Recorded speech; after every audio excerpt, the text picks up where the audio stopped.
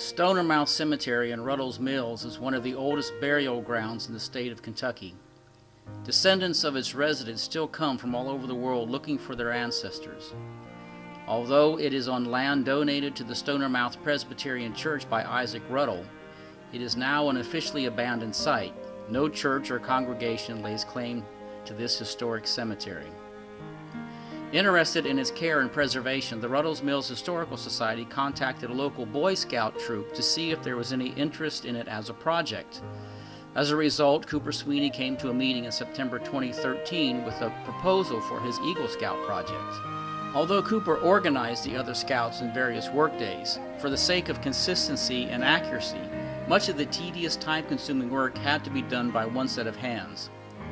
In the 2 years Cooper worked at the cemetery, he located with GPS coordinates and recorded 250 probable grave sites. 71 of those sites are now properly identified for eternity.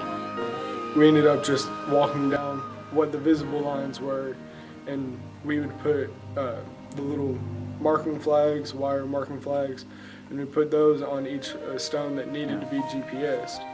And so once we did that, we would go back behind and we would pick up the flag, and on an app that we downloaded onto our phones, we would calibrate it each time, and we would just look at the different plots.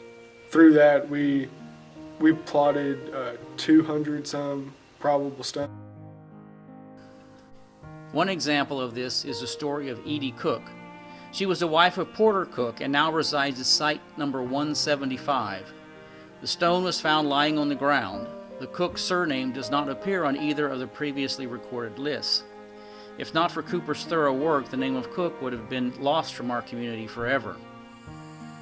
The way that we found Edie Cook, I guess you could say, is the stone was in, I'm pretty sure that it was in 2 different pieces, and we lifted it up and it looked like there was writing on it, and on all the stones that it looked like there had been writing on it, we would take aluminum foil and we would press it into the different cracks and crevices and stuff of the stone, and instead of trying to take like a charcoal reading or rub, and we actually found that the aluminum foil worked a little bit better and it was a little bit less damaging to the stone. And the aluminum foil combined with just sunlight, and we had mirrors and stuff that we would angle the sunlight to see what we could see and everything.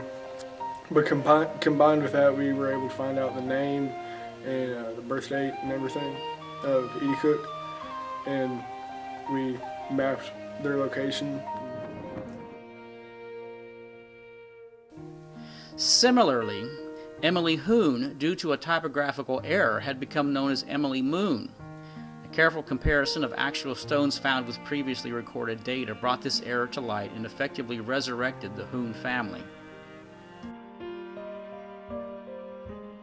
We had 2 different lists, one from Ruddles Mills Historical Society and one from the Daughters of the American Revolution. And using those 2 lists, we kind of compared and looked, and we came to the conclusion that using the aluminum foil, it actually read Emily Moon or Hoon instead of Emily Moon, and we actually based that off of how there's another Hoon relative in there, and so we looked at that and then looked at the list and then looked at the actual stone itself, and we just kind of figured using some common sense that it was actually probably Hoon because they were right next to each other.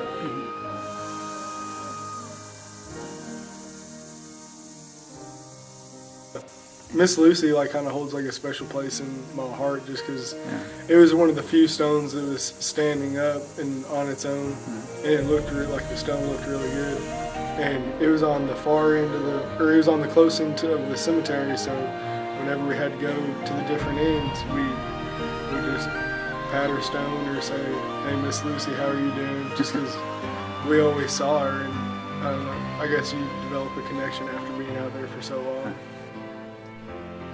The effects of weather, vandalism, and other factors will continue to destroy the markers at Stonermouth. There are currently 71 sites identifiable by name.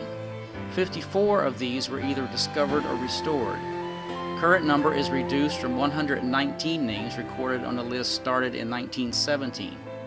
The ravages of time are inevitable, but thanks to modern technology and Cooper's perseverance, we have a reliable record of what is here now. The document deserves to, and probably will, become part of our official historic record. The great care taken in separating fact from supposition, while still including those anecdotes which make it a real and readable document, demonstrates unusual sensitivity to the fact that real people and their lives are reflected in and affected by his work.